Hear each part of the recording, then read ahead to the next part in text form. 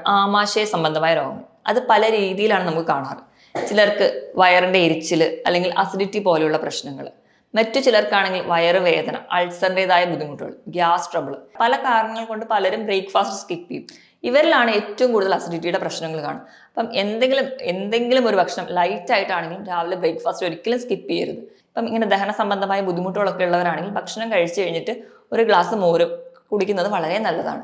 ഇനി ഗ്യാസ് ട്രബിളോ അങ്ങനെ എന്തെങ്കിലും ബുദ്ധിമുട്ടുള്ളവരാണെങ്കിൽ നിങ്ങൾ പുളിയില്ലാത്ത ഒരു മോര് വെള്ളം കുടിക്കുന്നത്, നമുക്ക് ഭക്ഷണം കഴിച്ചു കഴിഞ്ഞിട്ട് അങ്ങനെ കുടിക്കുന്നത് വളരെ നല്ലതാണ്. ഹായ്, ഞാൻ ഡോക്ടർ പ്രിയ, Q&B ഹെൽത്ത് കെയറിലെ ഹോമിയോപ്പതിക് ഫിസിഷ്യനാണ്. ഇന്ന് നമ്മുടെ ഇടയിൽ പലരെയും കാണുന്ന ഒരു ബുദ്ധിമുട്ടാണ് ആമാശയ സംബന്ധമായ രോഗങ്ങൾ. അത് പല രീതിയിലാണ് നമുക്ക് കാണാറ്. ചിലർക്ക് വയറിന്റെ എരിച്ചിൽ അല്ലെങ്കിൽ അസിഡിറ്റി പോലെയുള്ള പ്രശ്നങ്ങൾ, മറ്റു ചിലർക്കാണെങ്കിൽ വയറുവേദന, അൾസറിൻ്റെതായ ബുദ്ധിമുട്ടുകൾ, ഗ്യാസ് ട്രബിൾ. ഇതൊന്ന് കുട്ടികൾ മുതൽ പല പ്രായത്തിലും കാണാറുണ്ട്. പക്ഷേ നമ്മൾ വേണ്ടത്ര പ്രാധാന്യം നൽകാത്ത ഒരു കൂട്ടം രോഗങ്ങളാണ് ഇവയെല്ലാം. കാരണം നമുക്ക് വീട്ടിൽ തന്നെ ഒരു പരിധിവരെ ഒറ്റമൂലികൾ കൊണ്ട് മാനേജ് ചെയ്യാൻ നമ്മളെല്ലാവരും തന്നെ നോക്കുന്ന രോഗങ്ങളാണ്. പക്ഷേ ഇങ്ങനെ മാനേജ് ചെയ്യുന്നതിൻ്റെ ഒരു തരുണിത ഫലം എന്ന രീതിയിൽ പല കോംപ്ലിക്കേഷൻസും ഈ ഗ്യാസ്ട്രിക് സംബന്ധമായ രോഗങ്ങളിൽ കാണാറുണ്ട്. നമുക്കിന്ന് എന്താണ് അസിഡിറ്റി, നമുക്ക് എങ്ങനെ അസിഡിറ്റി മാനേജ് ചെയ്യാമെന്ന് നോക്കാം. എന്താണ് അസിഡിറ്റി? നമ്മൾ കഴിക്കുന്ന ഭക്ഷണം നമ്മുടെ വായുടെ ഉള്ളിൽ വെച്ച് നല്ലപോലെ നമ്മുടെ ഉമിനീരുമായിട്ട് മിക്സ് ചെയ്യും. അത് നമ്മൾ ചവയ്ക്കുന്നതിൻ്റെ ഭാഗമായിട്ട്. അത് കഴിഞ്ഞ് ഭക്ഷണം നേരെ അന്നനാളത്തിലെത്തും. അന്നനാളത്തിൽ നിന്ന് താഴേക്ക് ആമാശയത്തിലേക്ക് എത്തുന്നു. ആമാശയത്തിൽ ഗ്യാസ്ട്രിക് ഗ്രന്ഥികളുണ്ട്. ഇവ ഉൽപ്പാദിപ്പിക്കുന്ന ഹൈഡ്രോക്ലോറിക് ആസിഡുമായിട്ട് മിക്സ് ചെയ്യും. അങ്ങനെയാണ് ദഹന പ്രക്രിയ നടക്കാറ്. അപ്പോൾ ചിലർക്ക് മാത്രം ഈ ഹൈഡ്രോക്ലോറിക് ആസിഡിന്റെ പ്രൊഡക്ഷൻ കൂടുതലായിട്ട് നിൽക്കുന്നത് കാണാം. ഇവർക്കാണ് ഗ്യാസ്ട്രൈറ്റിസ് അല്ലെങ്കിൽ നെഞ്ചരിച്ചിൽ പോലെയുള്ള ബുദ്ധിമുട്ടുകൾ നമുക്ക് കാണുന്നത്. ഇനി നമുക്ക് എന്തുകൊണ്ടൊക്കെയാണ് പ്രധാനമായും നെഞ്ചരിച്ചിൽ അല്ലെങ്കിൽ അസിഡിറ്റി ഉണ്ടാവുന്നതെന്ന് നോക്കാം. ഒന്നാമത്തെ കാരണം എന്ന് പറഞ്ഞാൽ നമ്മൾ കൃത്യസമയത്ത് ഭക്ഷണം കഴിക്കാത്തതാണ്. ഇന്ന് പല ഡയറ്റുകളുടെ ഭാഗമായിട്ടോ അല്ലെങ്കിൽ നമ്മുടെ ജീവിതശൈലിയുടെ ഭാഗമായിട്ടോ നമ്മൾ സമയത്തിനല്ല ഭക്ഷണം കഴിക്കാറ്. നമ്മുടെ ശരീരത്തിലെ മിക്ക പ്രവർത്തനങ്ങളും നമ്മുടെ ശരീരം ഒരു ബയോളജിക്കൽ ക്ലോക്ക് പോലെയാണ് പ്രവർത്തിക്കുക. മെലറ്റോണിൻ എന്ന് പറയുന്ന ഒരു ഹോർമോണിന്റെ സഹായത്തോടെ. അതായത് നമ്മൾ ഉറങ്ങുമ്പോൾ ഇപ്പം നമുക്കറിയാം, ഒരാഴ്ച നമ്മൾ കൃത്യം 6 മണിക്ക് എണീറ്റാൽ നമ്മൾ സ്വാഭാവികമായിട്ടും അടുത്ത ദിവസം 6 മണിക്ക് തന്നെ എണീക്കും. ഇതുപോലെ തന്നെ നമ്മൾ ഭക്ഷണം കഴിക്കുന്ന കാര്യത്തിൽ ഒരു കൃത്യനിഷ്ഠ പാലിച്ചു കഴിഞ്ഞ് കഴിഞ്ഞാൽ നമുക്ക് ഈ അസിഡിറ്റി പോലെയുള്ള പ്രശ്നങ്ങൾ ഉണ്ടാവില്ല. അത് താളം തെറ്റുമ്പോഴാണ് നമുക്ക് ഒന്നാമതായിട്ട് ഈ അസിഡിറ്റി ഉണ്ടാവാനുള്ള പ്രധാന കാരണം. ഇപ്പം രാവിലെ സ്കൂളിൽ പോകുന്ന കുട്ടികൾ അല്ലെങ്കിൽ കോളേജിൽ പോകുന്ന കുട്ടികളാണെങ്കിൽ ബ്രേക്ക്ഫാസ്റ്റ് സ്കിപ്പ് ചെയ്യും. വീട്ടമ്മമാരാണെങ്കിൽ പോലും അവരൊരു ജോലി തീർത്തിട്ട് ഭക്ഷണം കഴിക്കാം എന്നൊരു കൺസെപ്റ്റിലാണ്. അതുകൊണ്ട് അവർക്കാണ് പ്രധാനമായിട്ടും ഈ അസിഡിറ്റിയുടെ പ്രശ്നങ്ങൾ ഉണ്ടാവുന്നത്.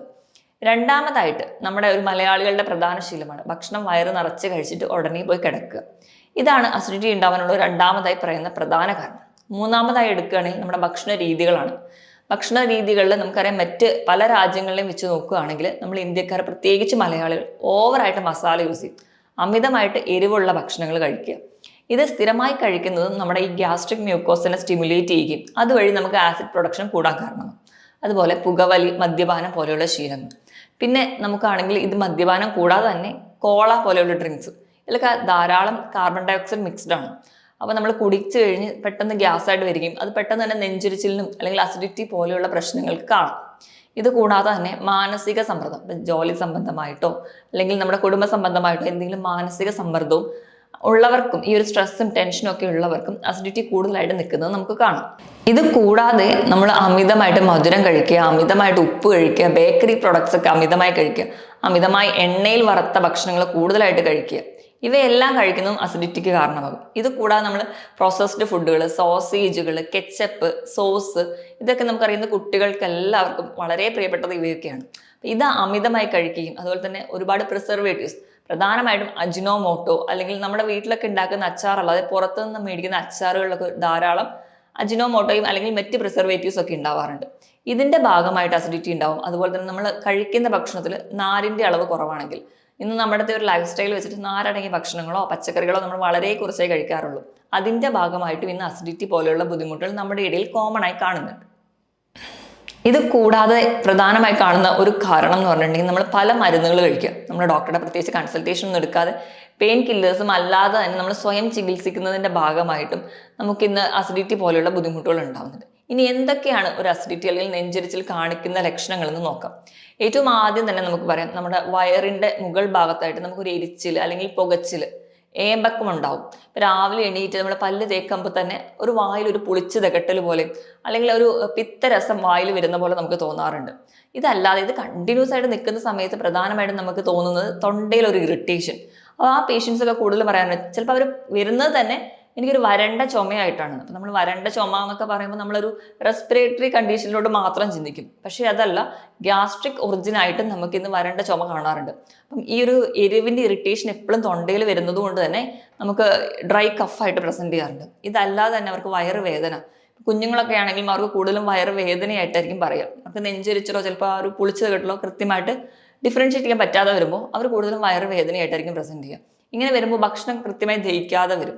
നമ്മുടെ ആമാശയത്തിൽ കൃത്യമായിട്ടൊരു ദഹനം നടക്കാത്തതുകൊണ്ട് ഭക്ഷണം തിരിച്ച് അന്നനാളത്തിലേക്ക് വരികയും ഇങ്ങനെ ഈ അസിഡിറ്റിയുടെ ഭാഗമായിട്ട് നമ്മൾ ആമാശയത്തിൽ വെച്ച് ദഹിച്ചുകൊണ്ടിരിക്കുന്ന ഭക്ഷണം തിരിച്ച് നമ്മുടെ അന്നനാളത്തിലേക്ക് വരും. നമ്മുടെ ആമാശയവും അന്നനാളവും തമ്മിൽ സെപ്പറേറ്റ് ചെയ്യുന്ന ഒരു ബാൻഡ് അല്ലെങ്കിൽ ഒരു വാഷർ പോലെ ഒരു ഓർഗൺ ഉണ്ട്, ഒരു സ്പിഞ്ചർ. ഈ സ്പിഞ്ചർ വഴിയാണ് നമുക്ക് ആ ഒരു മൂവ്മെന്റ് കൺട്രോൾ ചെയ്യുന്നത്. അപ്പം കണ്ടിന്യൂസ് ആയിട്ട് ആ ഒരു ഭാഗത്തിനുണ്ടാകുന്ന ഒരു ഇറിറ്റേഷൻ നമുക്ക് ഈ സ്പിഞ്ചറിന്റെ മെക്കാനിസം തടസ്സപ്പെടും.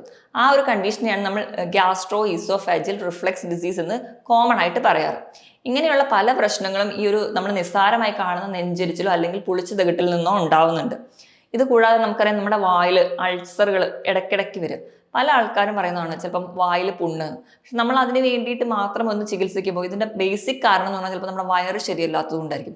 അപ്പം ഇങ്ങനെ പല രീതിയിലുള്ള ലക്ഷണങ്ങളായിട്ടായിരിക്കും നമ്മുടെ അടുത്ത് ചുറ്റിനും കാണുന്ന പല ആൾക്കാരിലും പ്രസന്റ് ചെയ്യാറ്. ഇതൊക്കെയാണ് പ്രധാനമായിട്ടും അസിഡിറ്റി കാണിക്കുന്ന ലക്ഷണങ്ങൾ. ഇനി നമ്മൾ എങ്ങനെ തിരിച്ചറിയാൻ പറ്റും? അപ്പം നമ്മൾ ഈ ലക്ഷണങ്ങളൊക്കെ കേൾക്കുകയും അവരുടെ ഒരു ലൈഫ് സ്റ്റൈൽ ആദ്യം മനസ്സിലാക്കുകയും ചെയ്യും. പിന്നെ നമ്മൾ ഈ അൾസർ അല്ലെങ്കിൽ അസിഡിറ്റി കൂടിക്കൂടി നിൽക്കുമ്പോൾ നമ്മുടെ വയറിനുള്ളിൽ ഗ്യാസ്ട്രിക് അൾസർ എന്ന് പറയുന്ന ഒരു കണ്ടീഷനിലോട്ട് മാറും. അതായത് നമ്മുടെ ഉള്ളിലുള്ള ആ ഒരു പാളി മാറി അവിടെ ഒരു അൾസർ പോലെ വയറിൽ വരുന്നത്. ഈ അൾസറൊക്കെ വരുമ്പോൾ നമ്മളത് കൂടുതൽ ശ്രദ്ധിക്കുന്ന ഗ്യാസ്ട്രിക് ക്യാൻസർ പോലെ വരെ ആവാം. അപ്പം നമ്മൾ തിരിച്ചറിയാൻ വേണ്ടിയിട്ട് എപ്പോഴും ഒരു അപ്പർ എൻഡോസ്കോപ്പിയാണ് ചെയ്യാറ്. അപ്പം എൻഡോസ്കോപ്പി ചെയ്യുമ്പോൾ നമുക്കറിയാം എന്തെങ്കിലും അൾസറൊക്കെ ഉണ്ടെങ്കിൽ നമുക്ക് തിരിച്ചറിയാൻ പറ്റും. അപ്പോൾ അതിനനുസരിച്ചൊരു മാനേജ്മെൻ്റാണ് നമ്മൾ കൊടുക്കാറ്. എപ്പോഴും ഈ വയറിൻ്റെ സംബന്ധമായ രോഗങ്ങളെ തിരിച്ചറിയുമ്പോൾ എന്തുകൊണ്ടാണ് ഈ രോഗങ്ങൾ ഉണ്ടാവുന്നതെന്ന് നമ്മൾ ആദ്യം മനസ്സിലാക്കണം. അങ്ങനെ മനസ്സിലാക്കി കഴിഞ്ഞാൽ അത് ഒഴിവാക്കിയ ഒരു പരിധി വരെ നമുക്ക് ഈ പ്രശ്നങ്ങളൊക്കെ ഒഴിവാക്കാം. അപ്പം നമ്മൾ പ്രധാനമായിട്ടും നിങ്ങളുടെ അടുത്ത് വരുന്ന പേഷ്യൻസിനോട് ഞങ്ങൾ ആദ്യം എന്തൊക്കെ ഒരു കേസ് എടുത്തിട്ട് കൃത്യമായിട്ട് എന്താണ് കാരണം എന്ന് കണ്ടുപിടിക്കുകയും അത് ഒഴിവാക്കുകയും മൊത്തത്തിൽ അവരുടെ ലൈഫ് സ്റ്റൈൽ അല്ലെങ്കിൽ അവരുടെ ഡയറ്റ് ഒന്ന് മാനേജ് ചെയ്യണം ആദ്യം ചെയ്യുക. അതിൽ നിന്ന് നമുക്ക് നല്ലൊരു റിസൾട്ട് കിട്ടും. അങ്ങനെയാണ് പ്രധാനമായിട്ടും നമ്മളിവിടെ അസിഡിറ്റി ട്രീറ്റ് ചെയ്യാറ്. ഇനി നമുക്ക് അസിഡിറ്റി എങ്ങനെ മാനേജ് ചെയ്യാമെന്ന് നോക്കാം. അപ്പം ഇതിൻ്റെ മാനേജ്മെൻറ്റിൻ്റെ ഭാഗമായിട്ട് ഏറ്റവും ആദ്യം നമ്മൾ പറയാറുള്ളത് കൃത്യസമയത്ത് ഭക്ഷണം കഴിക്കുക. അതായത് നമ്മുടെ 2 മീലിനിടയിൽ ഒരു 6 മണിക്കൂറിൽ കൂടാതിരിക്കുക. അപ്പം പലരും രാവിലത്തെ ബ്രേക്ക്ഫാസ്റ്റ് സ്കിപ്പ് ചെയ്യാറുണ്ട് വണ്ണം കുറയ്ക്കാൻ വേണ്ടിയിട്ട്, അല്ലെങ്കിൽ മറ്റ് പല സാഹചര്യങ്ങളും പറഞ്ഞ്, അല്ലെങ്കിൽ ജോലിക്ക് നേരത്തെ പോകണം, അങ്ങനെ പല കാരണങ്ങൾ കൊണ്ട് പലരും ബ്രേക്ക്ഫാസ്റ്റ് സ്കിപ്പ് ചെയ്യും. ഇവരിലാണ് ഏറ്റവും കൂടുതൽ അസിഡിറ്റിയുടെ പ്രശ്നങ്ങൾ കാണും. അപ്പം എന്തെങ്കിലും ഒരു ഭക്ഷണം ലൈറ്റ് ആയിട്ടാണെങ്കിലും രാവിലെ ബ്രേക്ക്ഫാസ്റ്റ് ഒരിക്കലും സ്കിപ്പ് ചെയ്യരുത്.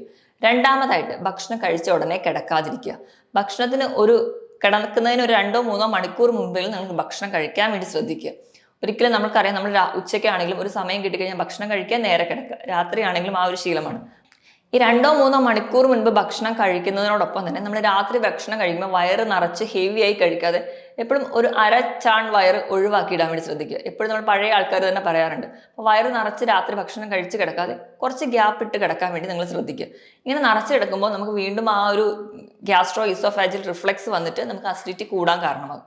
അടുത്തതായിട്ട് നമ്മൾ ഒഴിവാക്കേണ്ട ഭക്ഷണങ്ങൾ, പ്രധാനമായും നമ്മൾ ഒഴിവാക്കേണ്ടത് അമിതമായിട്ട് സോസും കെച്ചപ്പും അല്ലെങ്കിൽ അമിതമായിട്ട് എരിവുള്ള ഭക്ഷണം. ഇപ്പം മസാലകളൊക്കെ ആണെങ്കിൽ നമുക്ക് നല്ലൊരു താല്പര്യമുള്ളതാണ്. അതിൽ കുരുമുളക് എന്ന് പറയുന്നത് ഭയങ്കരമായിട്ട് ഗ്യാസ്ട്രിക് ഇറിറ്റേഷൻ ഉണ്ടാകുന്നത്. നിങ്ങൾ മസാലയിലൊക്കെ കഴിവതും കുരുമുളക് ഒഴിവാക്കാൻ വേണ്ടി ശ്രദ്ധിക്കുക. അതോടൊപ്പം തന്നെ ഇപ്പോൾ റെഡ് മീറ്റിൻ്റെ, അതായത് നമ്മുടെ പോത്തിറച്ചി, പന്നിയിറച്ചി, ഇവയൊക്കെ റെഡ് മീറ്റ് വിഭാഗത്തിൽപ്പെടുന്നത്, ഇവയുടെ ഉപയോഗം കുറയ്ക്കുക.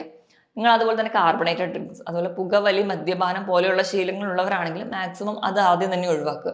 കാരണം ഈ ഒരു ശീലം ഉണ്ടെങ്കിൽ നമുക്ക് അസിഡിറ്റി ആയിട്ടാണ് ആദ്യം പ്രസന്റ് ചെയ്യുക. പക്ഷേ ഈ ശീലം ഉണ്ടെങ്കിൽ പെട്ടെന്ന് തന്നെ അൾസർ ആവുകയും അതൊരു ഗ്യാസ്ട്രിക് ക്യാൻസറിലോട്ട് പെട്ടെന്ന് പോകാൻ നമുക്ക് കാരണമാകും. അപ്പോൾ മാക്സിമം ഇതൊക്കെ ഒഴിവാക്കുക. പിന്നെ പ്രിസർവേറ്റീവ്സ് അടങ്ങിയിട്ടുള്ള ഭക്ഷണങ്ങൾ, നമുക്കറിയാം നമ്മൾ കടയിൽ നിന്ന് വാങ്ങുന്ന ഹാഫ് കുക്ക്ഡ് ആയിട്ടുള്ള ഭക്ഷണങ്ങളിലെല്ലാം പ്രിസർവേറ്റീവ്സ് ഉണ്ട്. ഇപ്പം നമ്മുടെ വീട്ടിലുണ്ടാക്കുന്ന അല്ലാത്ത മറ്റ് അച്ചാറുകൾ പോലെയുള്ളതിലോ അല്ലെങ്കിൽ അജിനോമോട്ടോ അടങ്ങിയ ഒരുപാട് ഭക്ഷണങ്ങൾ, അമിതമായിട്ട് അതുപോലെ തന്നെ മധുരം, ഉപ്പ്, ബേക്കറി ഐറ്റംസിലൊക്കെ നമുക്കറിയാം ഹൈ ഫ്രക്ടോസ് കോൺ സിറപ്പാണ് യൂസ് ചെയ്യുന്നത്. ഇതൊക്കെ നമ്മുടെ കുടലിന് അമിതമായിട്ട് യൂസ് ചെയ്യുമ്പോൾ ഇറിറ്റേഷൻ ഉണ്ടാകും. ഇത് കഴിവതും ഒഴിവാക്കുക. ഈ ഭക്ഷണങ്ങളോടൊപ്പം തന്നെ നമ്മൾ പുളിയുള്ള ഫ്രൂട്ട്സ് അധികമായി കഴിക്കാതിരിക്കുക. വൈറ്റമിൻ സി ഗ്രൂപ്പിൽ പെടുന്ന എല്ലാ ഫ്രൂട്ട്സും മിക്കവാറും പുളിയുള്ളവയായിരിക്കും. ഇവ അധികമായി കഴിക്കാതിരിക്കുക. അതുപോലെ തന്നെ വെറും വയറ്റിൽ ചായയോ കാപ്പിയോ കുടിക്കാതിരിക്കുക. എപ്പോഴും രാവിലെ എണീറ്റ് മോർണിംഗ് തന്നെ ഒരു 2 ഗ്ലാസ് ഇളം ചൂടുവെള്ളം കുടിക്കുക. ഇതല്ലാതെ അമിതമായിട്ട് ചായ കാപ്പി ഡിപ്പെൻഡ് ചെയ്യുന്നവർക്കും ഈ ഗ്യാസ്ട്രിക് ഇറിറ്റേഷൻ കൂടുതലായിട്ട് നിൽക്കാം. ഇനി അസിഡിറ്റിയുടെ പ്രശ്നം അമിതമായിട്ടുള്ളവരാണെങ്കിൽ നിങ്ങളുടെ തല ഒരു 35 to 45 ഡിഗ്രിയിൽ ചെരിച്ച് വേണം കിടക്കാൻ. അതായത് ഒരു 2 തലയണ വെച്ചിട്ട് നിങ്ങളൊരു സ്ലാൻഡിങ് പൊസിഷനിൽ കിടക്കാൻ വേണ്ടി ശ്രദ്ധിക്കുക. ഇങ്ങനെ കിടക്കുമ്പോൾ നിങ്ങൾക്ക് അസിഡിറ്റി അല്ലെങ്കിൽ പുളിച്ച് തികട്ടൽ കുറയ്ക്കാൻ പറ്റും. അതുപോലെ ആവശ്യമില്ലാതെ പെയിൻ കില്ലേഴ്സോ മരുന്നുകളോ കഴിക്കാതിരിക്കുക. ഇതൊക്കെ ചെയ്തു കഴിഞ്ഞാൽ ഒരു പരിധി വരെ നമുക്ക് അസിഡിറ്റി കുറയ്ക്കാം. അതുപോലെ നിങ്ങൾ ഭക്ഷണം കഴിക്കുമ്പോൾ നിങ്ങളുടെ വയലിൽ തന്നെ വെച്ചിട്ട് ചവച്ചരച്ച് കഴിക്കാൻ വേണ്ടി ശ്രദ്ധിക്കുക. അപ്പം നമ്മുടെ ഉമിനീരുമായിട്ട് നല്ലപോലെ നമ്മുടെ ഫുഡ് മിക്സ് ആവുകയും ഒരുവിധമുള്ള ഡൈജഷൻ നമുക്ക് അവിടെ നടക്കും. പിന്നെ നിങ്ങൾ കുടിക്കുന്ന വെള്ളം എപ്പോഴും നിങ്ങളുടെ ഭക്ഷണത്തിന് 1/2 മണിക്കൂർ മുൻപ് കുടിക്കാൻ വേണ്ടി ശ്രദ്ധിക്കുക. ഒരിക്കലും ഭക്ഷണത്തിനോടൊപ്പം വെള്ളം കുടിക്കാതിരിക്കുക. കാരണം എന്താണെന്ന് വെച്ച് കഴിഞ്ഞാൽ നമ്മൾ ഭക്ഷണത്തിനോടൊപ്പം വെള്ളം കുടിക്കുക അല്ലെങ്കിൽ ഭക്ഷണം കഴിച്ച ഉടനെ വെള്ളം കുടിക്കുമ്പോൾ നമ്മുടെ ഭക്ഷണം ഒരുപാട് ഡൈല്യൂട്ട് ചെയ്യും. ഇങ്ങനെ ഡൈല്യൂട്ട് ആവുന്നതിൻ്റെ ഭാഗമായിട്ട് ആമാശയത്തിൽ ഇങ്ങനെ ഭക്ഷണം കെട്ടിക്കിടക്കും. അമിതമായിട്ട് ആമാശയത്തിൽ ഭക്ഷണം കെട്ടിക്കിടക്കുന്നതിൻ്റെ ഭാഗമായിട്ടാണ് നെഞ്ചിരിച്ചിൽ ഉണ്ടാവാറ്.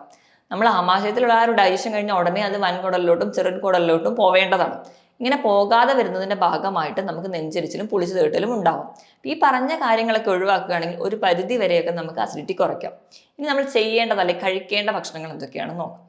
നമ്മൾ കഴിക്കേണ്ട ഭക്ഷണങ്ങൾ എടുക്കുമ്പോൾ ഫ്രൂട്ട്സ് ധാരാളമായി കഴിക്കാം. എപ്പോഴും പക്ഷേ അത് നമ്മുടെ ഒരു ഹെവി മീലിനോടൊപ്പം ഫ്രൂട്ട്സ് കഴിക്കാതിരിക്കുക.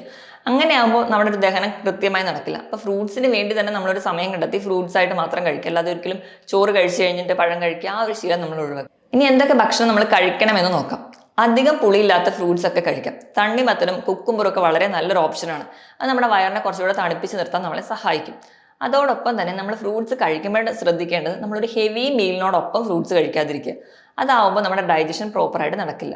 അതിന് പകരം ഫ്രൂട്ട്സിന് തന്നെ ഒരു സമയം കണ്ടെത്തിക്കുക. നിങ്ങൾ എന്നും ഫ്രൂട്ട്സ് കഴിക്കാൻ ശ്രദ്ധിക്കുകയും വേണം. അതുപോലെ നാരടങ്ങിയ ഭക്ഷണങ്ങൾ കൂടുതലായിട്ട് കഴിക്കുക. പച്ചക്കറികൾ കൂടുതലായിട്ട് കഴിക്കുക. ഇലക്കറികൾ ധാരാളം ഭക്ഷണത്തിൽ ഉൾപ്പെടുത്തുക. നിങ്ങൾ തൈര് എന്നും കഴിക്കുന്നത് നമുക്കൊരു 1 മാസം കൊണ്ട് തന്നെ നല്ലൊരു റിസൾട്ട് കിട്ടും. തൈര് എന്ന് പറയുമ്പോൾ നല്ലൊരു പ്രൊബയോട്ടിക് ആണ്. നമ്മുടെ ആമാശയത്തിൻ്റെ ആരോഗ്യത്തിന് വളരെ നല്ലതാണ്. നമ്മുടെ ശരീരത്തിൽ നല്ല ബാക്ടീരിയകളുടെ വളർച്ചയും സഹായിക്കും. അതുകൊണ്ട് തൈര് എന്നും കഴിക്കുക. പുളിയില്ലാത്ത തൈര് കഴിക്കാൻ വേണ്ടി ശ്രദ്ധിക്കുക. ഇപ്പം ഇങ്ങനെ ദഹന സംബന്ധമായ ബുദ്ധിമുട്ടുകളൊക്കെ ഉള്ളവരാണെങ്കിൽ ഭക്ഷണം കഴിച്ചു കഴിഞ്ഞിട്ട് ഒരു ഗ്ലാസ് മോര് കുടിക്കുന്നത് വളരെ നല്ലതാണ്. ഇനി ഗ്യാസ് ട്രബിളോ അങ്ങനെ എന്തെങ്കിലും ബുദ്ധിമുട്ടുള്ളവരാണെങ്കിൽ നിങ്ങൾ പുളിയില്ലാത്ത ഒരു മോര് വെള്ളം കുടിക്കുന്നത് നമുക്ക് ഭക്ഷണം കഴിച്ചു കഴിഞ്ഞിട്ട് അങ്ങനെ കുടിക്കുന്നത് വളരെ നല്ലതാണ്. അതോടൊപ്പം തന്നെ ആവശ്യമില്ലാത്ത മരുന്നുകൾ കഴിക്കുന്ന ശീലം നിർത്തിയിട്ട് എപ്പോഴും ഒരു ഡോക്ടറുടെ കൺസൾട്ടേഷനോടുകൂടി മാത്രം മരുന്നുകൾ കഴിക്കുക.